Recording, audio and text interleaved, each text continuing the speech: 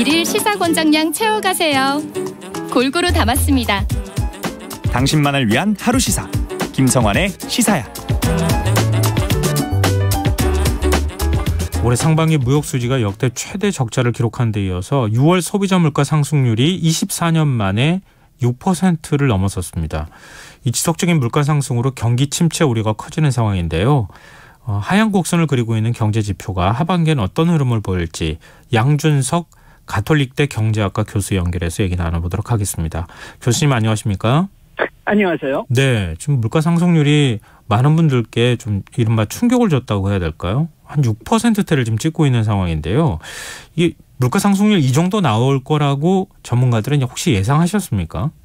예, 6% 칠 거는 좀 예상을 했고요. 지금 7% 나와도 다음 달에 7% 나와도 아마 그렇게 놀라지는 않을 겁니다. 놀라지 않는다고 해서 뭐 이게 그 경계하거나 좀 그 걱정해야 된다, 걱정 안 해도 된다는 이야기는 아니지만은 그렇지만은 이번에 그 6월에는 좀 물가가 이만큼 올라갈 거라고 예상은 했습니다. 그러면 7% 지금 말씀하셨는데요. 더 오를 가능성도 있다고 보십니까, 교수님께서는? 지금 모든 게 지금 석유 가격에 달려 있는데 지금 석유 가격을 예측하는 게 굉장히 어렵습니다. 석유라는 게 원래 우리가 좀 비탄력적인 상품이라고 하죠. 조금이라도 초과 수요가 있거나 조금이라도 초과 공급이 있으면 가격이 크게 바뀌어요. 그 다음에 지금 그 석유 가격이 이렇게 불안정한 원천적인 이유는 러시아가 우크라이나를 침공했기 때문에 그런데 요건 뭐 전쟁이 어떻게 진행될지는 지금 예측할 수 있는 사람이 없죠. 그래가지고선 이 석유 가격에 따라서 인플레이션이 더 악화되느냐 아니면은 좀 완화되느냐, 다시 정상적으로 2%대로 떨어진다는 이야기는 아니지만 다시 좀 떨어질까? 요거는 이제 석유 가격에 달려 있는데 이 석유 가격을 예측할 수가 없으니까 인플레이션도 예측할 수가 없는 거죠. 그래서 제가 아까 7% 된다고 해도 놀라지 않을 거라고 얘기했는데 거기에 가장 큰 요소는 국제 석유 가격하고 국제 곡식 가격이 될 거거든요. 그런데 곡식 가격 곡식 가격이 이렇게 높은 것은 좀 꽤 오래 갈 것 같습니다. 아무래도 곡식은 새로 생산하는 그 시기가 굉장히 오래 걸리니까요. 그렇지만 석유 가격은 좀 그 수요와 공급의 변화에 따라서 급히 크게 좀 바뀔 수 있을 거로 보이지만은 전쟁이 끝날 때까지는 계속 좀 상승세에 있을 거라고 지금 예상은 하고 있습니다. 그럼 말씀하신 것처럼 우크라이나 전쟁이 뭐 당장 끝날 상황도 아닌 것 같고요. 지금 곡물 가격도 어차피 이제 그 재배하는 데까지는 시간이 걸릴 수밖에 없는 상황이고, 지금 이제 뭐 그 곡물 가격이 치솟기 시작하면은 한 1년이 갈지 2년이 갈지 모른다 이런 얘기도 나오고 있는 상황인데요. 그럼 이렇게 고물가 상황이 언제까지 지속될 거라고 보십니까? 지금 곡식 가격보다는 그 석유 가격이 좀 더 큰 영향을 미치고 있고요. 그 다음에 곡식이 지금 뭐 가격이 오르고 그 공급이 좀 줄어들긴 했지만은 그래도 그 충분한 양은 그 세계 전체적으로 본다면은 있다고 보고는 있지만은 그렇지만은 우크라이나 그 침략 때문에 요게 필요한데 제대로 가지 못하고 있어요. 그래가지고 요거는 좀 물류 문제가 좀 크다고 보지만은 그 역시 전쟁이 언제 끝나는지에 따라서 이제 그 문제가 해결되기 시작할 거지만은 지금 전쟁이 끝날 기미가 좀 안 보이니까 최소한도 내년 그 초까지는 가지 않을까 지금 그렇게 보고 있고요. 내년 아마 그 일이 잘 풀린다고 금년 내에 그 전쟁이 끝난다고 해도 그 내년 한 상반기 정도는 꼭 인플레이션율이 지금과 같이 60%라고 할 수는 없겠지만은 고물가는 한 그 정도 가지 않을까 보고 있습니다. 네. 근데 또 걱정스러운 부분은요. 물가는 상승하는데 경제 성장률을 하락하는 이 스태그플레이션 우려가 커지는 부분이라고 보이는데요. 지금 그 뭐 일각에서는 아직은 아니다 뭐 이런 얘기도 하고 있는데 교수님께는 어떻게 보세요? 저는 경기 침체에 매우 접근했다고 봅니다. 그 경기 침체가 우리 안 들어가 있다고 주장할 수 있는 것은 우리 1분기 GDP가 0.6% 상승했거든요. 그 다음에 2분기는 아직 안 나와 있지만은 그 4월하고 5월은 생산이 좀 줄어들었지만은 죄송합니다. 4월에는 생산이 좀 줄어들었지만 5월에는 생산이 좀 늘었다고 나왔어요. 그래가지고선 지금 경기 침체에 들어갔다고 보기는 좀 약간 어렵지만은 그 경기 통계를 좀 자세히 들여다보면은 1분기 GDP를 보면은 우리나라의 소비하고 설비 투자, 건설 투자는 다 떨어졌습니다. 네. 우리가 수출 때문에 플러스 성장을 한 거거든요. 예. 그 다음에 4월 통계를 봐도 소비하고 투자는 줄어들었고 5월 통계에서도 소비는 줄어들었다고 일단은 나와 있기 때문에 네. 우리 특히 내수 경제가 굉장히 취약하다는 건 사실입니다. 침체까지는 안 갔을지 몰라도 굉장히 취약한 상태에 있는데 그렇다면 우리가 수출 때문에 지금 우리가 경제 성장을 그래도 좀 비교적 괜찮게 유지를 하고 있는데 지금 수출이 좀 의심되는 거죠. 첫째는 세계 성장률 예측이 지금 다 떨어지고 있고 네. 그다음에 두 번째는 우리가 뭐 지금까지는 수출액, 수입액으로 계산하면은 이 금액 계산을 하면은 우리가 계속 굉장히 높은 수출액, 수입액을 기록하고 있는데 네.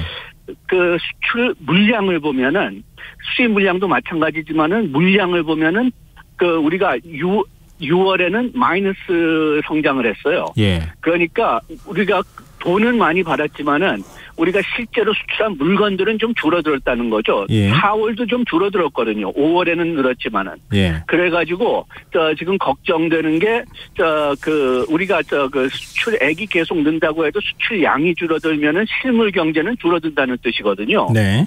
네, 그래가지고선 경기 침체가 걱정되는 이유가 거긴데, 아직까지는 그래도,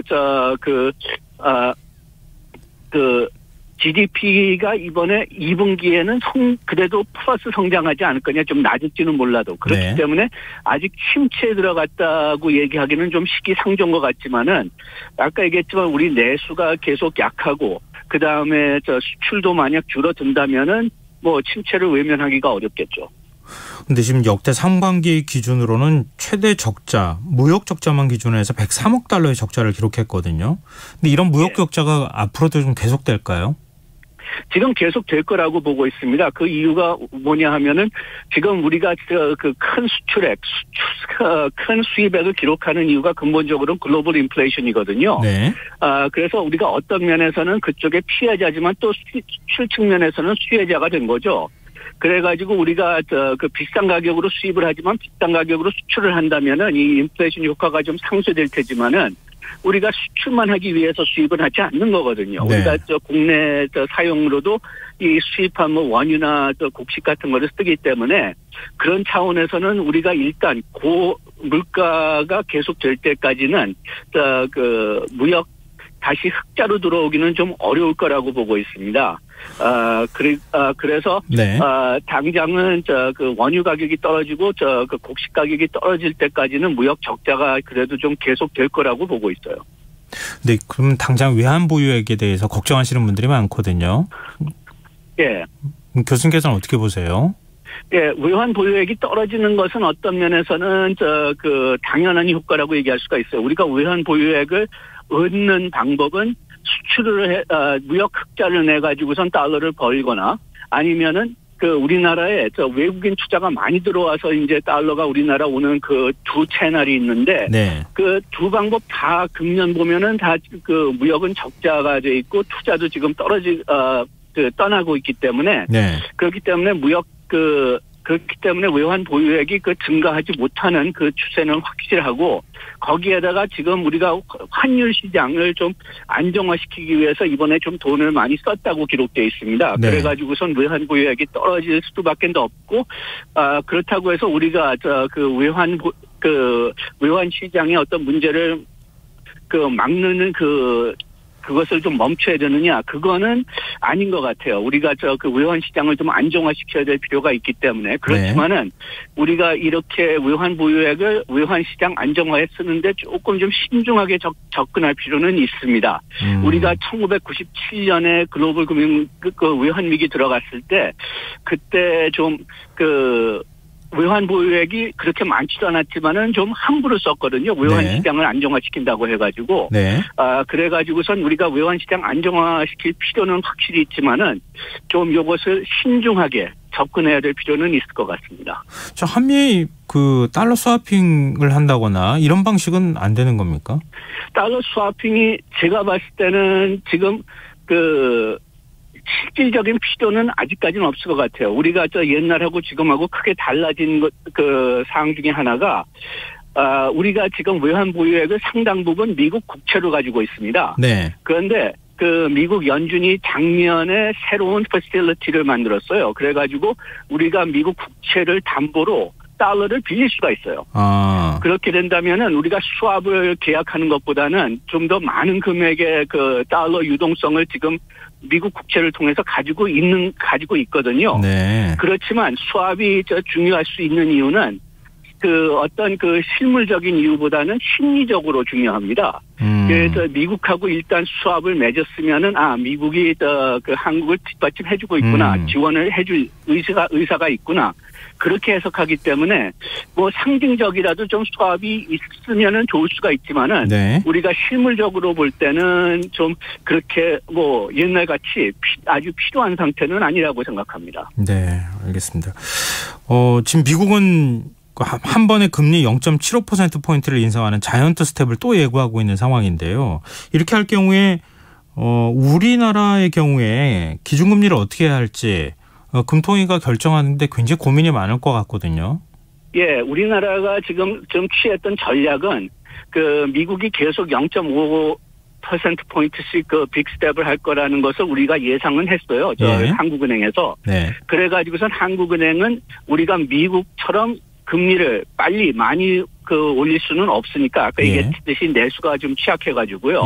그래가지고서 우리가 선제적으로 미국이 0.5%포인트 올린다면 우리가 먼저 0.25%포인트 올린다는 그런 전략을 세운 것 같은데 이게 미국이 그 자이언트 스텝을 하면서 그게 좀 전략이 무너졌죠. 네. 그래가지고선 미국이 이제 7월에 벌써 그 파웰 그 연준 의장이 얘기를 했는데 0.5 내지 0.75%포인트 올릴 거다. 그렇게 얘기를 했기 때문에 미국이 만약 그 0.75%포인트를 2번 올릴 생각을 하고 있다면은 우리나라도 최소한도 한두 번은 그 빅스텝 0.5%포인트를 올려야 될 겁니다. 그 이유가 그 우리나라가 지금 원화가 지금 약화되고 있잖아요. 그게 뭐 이유가 여러 가지 있는데 그중에서 가장 중요한 이유 중에 하나가 미국은 계속 금리를 올릴 것으로 예상하고 우리나라는 금리를 그렇게 많이 올리지 않을 것으로 예상하고 있기 때문이거든요. 네. 그래서 만약 그 금리 차가 생각보다 더 커진다면은 그렇다면은 우리나라 원화가 더 약화될 수가 있고 뭐 여기에 여러 가지 영향이 있지만은 그 중에서 하나가 우리나라의 수입품 가격이 원화로 계산할 땐 더 비싸질 수가 있기 때문에 인플레이션이 더 악화될 수가 있다는 거죠. 네네. 그래가지고 미국이 특히 0.75%포인트를 7월에도 올릴 생각을 하고 있다고 생각한다면은 우리가 최소한도 이번 7월에는 우리도 0.5%포인트를 올리고 그 다음에 우리가 다음 그 회의할 때 그 8월에 그때도 0.5%포인트를 고려해야 될 겁니다. 네. 교수님 말씀 듣다 보니까 시간이 너무 짧아가지고 좀 많이 아쉬운데요. 마지막으로 하나만 여쭤볼게요. 올해 연말까지 그렇게 되면 3%대 최소한 3% 이상의 기준금리가 될 수밖에 없겠네요. 예, 그렇게 보고 있습니다. 미국이 지금 그 월가의 예측으로는 3.5% 정도 갈 걸로 지금 보고 있거든요. 네. 그런데 아까 얘기했지만은 우리나라가 그 미국만큼 금리를 올릴 그 국내 내수 상황이 되진 않습니다. 그래서 저는 그 금리 역전, 그러니까 미국 금리가 더 높아지는 상황으로 갈 것으로 예상하고 있는데요. 이 차이가 너무 크면은 아까 얘기했듯이 환율 시장에도 문제가 있고 외국인 투자에도 문제가 있기 때문에 너무 크게 유지하지는 않을 것 같으니까 만약 미국이 0.5%까지 연말에 간다면은 우리나라도 한 3%는 가야 되겠죠. 네, 알겠습니다. 오늘 말씀 여기까지 듣겠습니다. 고맙습니다. 예, 고맙습니다. 예, 지금까지 양준석 가톨릭대 경제학과 교수였습니다.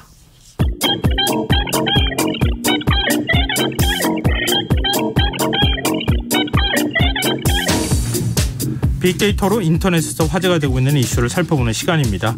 이슈 이수다.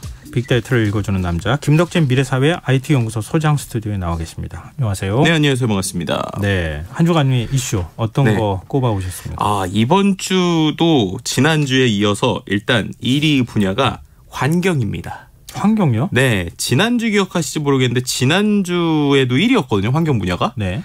정말 이상기후의 연속이라고 생각할 것 같은데 지난주 키워드가 장마전선이었어요. 네네네. 근데 이번 주는 2개입니다. 첫 번째 키워드는 일단 호우경보고요. 예. 아시겠지만 참 지난주에 비가 엄청나게 내려서 많은 분들이 출근 때도 고생하셨을 뿐만 아니라 전국 곳곳에서 피해가 속출했었죠. 뭐 사망도 있었고 네, 각종 맞습니다. 재상 피해도 발생했었던 이런 일들이 있었는데요. 특히나 이제 이번 폭우가 중부 지역에 집중되다 보니까 한 기간 동안에 평균 270.4mm의 비가 내린 경기도 내에서도 8명 이상의 이재민이 발생하기도 하고 또 주택 침수, 차량 침수 등 정말 많은 일들이 일어나기도 했었습니다. 근데 이것만으로도 참 힘겨웠던 한 주인데 그 바로 뒤에 또 다른 키워드가 하나 더 붙었어요. 바로 폭염입니다. 폭염. 네. 그러니까 참 비 오자마자 또 폭염 오는 게 참 안타까움이 이제 있을 수밖에 없는 상황이었는데 네. 특히나 최근에 이제 그 엄청난 찜통 더위 때문에 많은 분들이 잠을 이루시지 못하는 분들이 또 많이 있잖아요. 맞아요. 네, 특히나 이제 부산 같은 경우에도 폭염포가 오랜만에 이렇게 빠르게 있다 보니까 모든 분들이 도대체 이거 날씨 왜 그러는 거냐라는 것들에 대한 이야기들, 그리고 개인적으로 저는 우리가 이 코너를 통해서 네. 이제 환경에 대한 키워드들이 작년에 계속 좀 많이 나왔었잖아요. 네. 뭐 위기다, 뭐 지구적인 위기다 이런 키워드들이 나왔는데 정말 그런 것들이 너무 빨리 오는 것 같아서 좀 걱정되기도 하고 뭐 이런 마음들이 좀 드는 1위 키워드였습니다. 지금 7월 초인데요. 어떻게 해요? 한여름 다 나야 될 것 같은데 몇 달을 이렇게 좀 무더위 속에서 지내야 되는 거 아닌가 싶네요. 그러니까요. 다행히 일단 좀 비를 뿌린다고 하는 얘기가 있으니까요. 네. 좀 일단 지켜보고 보기로 하고요. 자, 2위 주제는 어떤 겁니까? 2위 주제 정치 분야고요. 키워드는 의장 선출입니다. 이제 국회가 공전을 거듭한 지 이제 35일 만에 본회의 열어서 김진표 의장을 비롯한 후반기 의장단을 선출한 것이고요. 네. 이제 어떻게 보면은 이제 임시국회부터 시작해서 좀 이제 지금까지 계속 미뤄졌었던 뭐 여러 가지 이제 해결해야 되는 일들을 이제 해결해야 되는 상황이다라는 얘기고요. 그래서 뭐 국회 정상화에 극적으로 합의하고 그다음에 지금 이제 국회가 이제 진행이 될 것인데 이제 5월 29일 이후로 국회의장단도 상임위 공백 사태 발생한 지 35일 만이다라고 볼 수 있을 것 같습니다. 네. 근데 뭐 의장단 합의 선출로 이제 국회 정상화 물꼬는 텄지만 여전히 뭐 민생국회 정상화까지는 난관이 좀 적지 않아 보이는 상황인 것 같습니다. 네. 자, 그러면 3위 주제는요? 네, 3위 주제가요. 문화 분야인데요. 네. 문화가 요즘 뜨거워요. 그러니까 지난주에도 2위 분야였거든요. 네. 근데 이번 주에도 3위인데 이번 주도 음악 분야입니다. 근데 또 새로운 키워드들이 좀 나왔어요. 혹시 들어보셨는지 모르겠는데 첫콘 그리고 막콘 이거 어떤 건지 이거는 줄임말을 대충 알 것 같으세요? 첫 콘서트 네. 마지막 콘서트 맞습니다. 네, 옛날에 뭐 파크로 이런 마지막 콘서트도 있었지만 그런 건 아니고 뭐냐면 콘서트를 보통 하면 한 번 하지 않잖아요. 네. 예를 들면 아이돌 콘서트를 한다. 그럼 뭐 그 몇 회, 최소 10회, 5회 이렇게 하면 이제 첫 번째 하는 콘서트, 그 다음에 이제 중간에 하는 콘서트, 또 마지막에 하는 콘서트, 첫 콘, 막콘이라고 하는데 네. 이게 참 재밌는 게 한 번 보는 것도 참 좀 쉽지 않을 수도 있는데 예매도 어려워요. 그러니까요. 예매도 어려운데 또 이걸 그럼 언제 볼 것이냐를 갖고 이 커뮤니티에서 논란이 많더라고요. 그러니까 똑같은 콘서트인데 네. 첫 콘을 볼 거냐, 중콘을 볼 거냐, 막콘을 볼 거냐 이거에 따라서 어떤 차이가 있는지 이런 글들이 또요. SNS에 좀 올라오고 차이가 있습니다. 있어요? 일단은 첫 콘은 첫 번째 콘서트잖아요. 네. 그러다 보니 장점이 뭐냐면 일단 스포를 받을 염려가 없다. 요즘엔 콘서트도 워낙 이제 셋리스트부터 많은 것들이 있다 보니까 네. 일단 스포를 받을 염려가 없다. 첫 번째 그리고 또 나도 떨리고 가수도 떨린다. 그러니까 서로의 떨림이 있고 네. 가수가 엄청나게 설레서 이제 신나하는 모습이 많이 보인다. 네. 뭐 이런 것들. 근데 단점은 동선이 꼬이거나 무대 조명 등 자잘한 실수가 있다. 그리고 어수선하고 가수도 조금 정신없어 보일 때가 있고 스태프들이 막 정신없어 보인다. 이런 게 이제 첫 콘의 장단점이라고 하고요. 네. 이제 중콘, 중간에 하는 콘서트는 장점은 이제 동선 실수가 보완돼서 안정적이고 스태프들이 좀 노련해졌는데 묘하게 첫 콘, 막콘에 비해서는 관객 수가 상대적으로 좀 적은 듯한 느낌이 있다. 이런 거고요. 단점은 온갖 스포를 이제 워낙 스포일러를 많이 당했다. 네. 그래서 이제 보기 전까지 모든 SNS 끄고 가는 게 낫다. 그리고 이제 첫 번째 콘서트 가고 그다음 또 중간 콘서트 또 가면 보통 가수의 멘트가 거의 비슷하다고 해요. 그러다 네. 보니까는 똑같이 겹칠 때마다 재방 보는 느낌이다. 뭐 이런 얘기, 뭐 이런 얘기도 있었고요. 마지막 콘서트, 마코는 그럼 장점. 일단 마지막이다. 더 이상이 없다. 그래서 콘서트를 100번, 1000번에도 마지막 특유의 감동이 있고 가수가 많이 운다. 그리고 이제 첫 중간 콘서트 실수를 다 피드백을 해서 완성도가 높은 편이다라는 거고요. 단점은 이제 스포를 안 당하기가 어렵다. 이미 다 나왔으니까. 그리고 마지막 콘서트 날 감정 소모가 상대적으로 덜하다. 뭐 이런 건데요. 심지어 이걸 갖고 유튜브 영상까지 있더라고요. 네. 첫 콘이 낫냐, 막 콘이 낫냐, 막 이러면서. 근데 어쨌든 뭐 서로에서 자기의 취향들이 좀 있는 것 같고 어떤 분들은 뭐 첫 콘이 좋다, 막 콘이 좋다 하는데 결론은 올 콘이 가장 진리다라고 하더라고요. 네, 모든 콘서트 보는 거죠.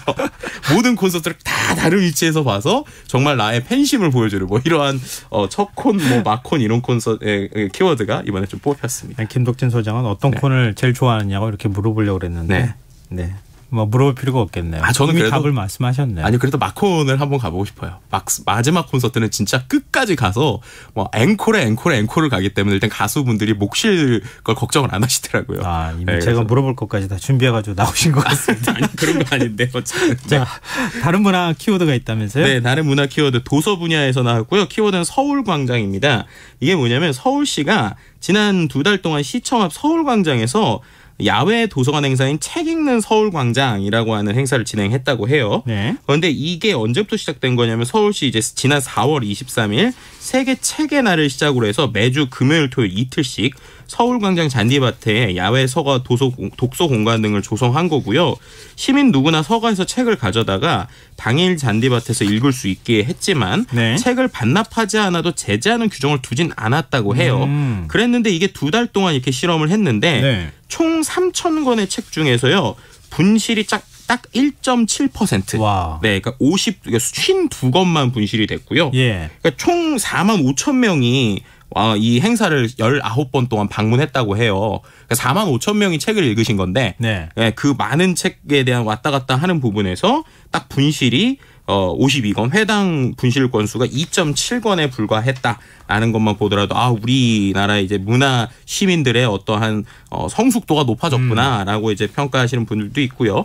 특히나 이제 이러한 광장에서 책 읽는 모습들에 대해서 시민 대상 만족도 조사를 했는데 96%가 만족했다. 또 재방문 의사도 94% 이렇게 답했다고 합니다. 그만큼 이제 우리가 책 읽는 문화가 자연스럽게 또 이런 더운 여름이지만 이렇게 야외에서 좀 자리 잡고 있다. 그런 부분이 좀 흥미로운 부분 또 뿌듯한 부분이라고 볼 수 있는 것 같습니다. 그 앞에 자주 지나가는데요. 네. 잔디밭에 네. 이렇게 푹신하게 이렇게 소파처럼 되어 있는 게 이렇게 딱 갖다 놨는데요. 네. 저도 한번 읽고 싶더라고요. 그러니까요. 분위기 정말 좋더라고요. 네, 그래서 7월 이제 7일에 또 상반기 행사를 마음한 북콘서트 또 한다고 합니다. 네. 자, 4위 주제는 어떤 겁니까? 4위 주제는 스포츠 분야고요. 키워드가 좀 많이 있는데 일단 첫 번째 키워드는 고척 스카이돔입니다. 네. 이 고척 스카이돔이 프로야구 이 키움 히어로즈의 홈구장인데 키움 히어로즈가 최근에 이 불가사의한 돌풍을 불러일으키면서 분석된 키워드예요. 왜냐하면 이 키움 히어로즈가 흥미로운 게 팀 타율이 꼴찌거든요. 예. 근데 6전 전승을 하고 있어요. 그럼 어디서 나오느냐? 그러게요. 네, 투수력이 엄청나다는 거예요. 그래서 거의 점수를 내주지 않고 있다는 것이죠. 네. 그래서 이런 상황에서 어떻게 보면은 계속적으로 승수를 쌓아 올리고 있는 모습들이 계속적으로 이제 놀랍다라고 표현하는 게요. 키움이 원래 올 시즌 처음만 하더라도 잘해봤자 중위권이다라는 얘기를 들었어요. 근데 이 키움 히어로즈가 항상 매해 시작할 때마다 참 안타까운 게 좋은 선수들이 이제 어떤 구단의 사정 때문에 다른 곳으로 팔려나가거나 아니면 이적하거나 이런 경우가 많이 있어서 이번에도 또 이것도 좀 어려운 거 아니냐라고 하는데 어떻게 보면은 필승조의 또 계산, 또 감독의 관리 이런 것들 때문에 또 불가사의하게 계속적으로 승수를 일으키다 보니까 과거 2014년에 넥벤저스라고 불릴 정도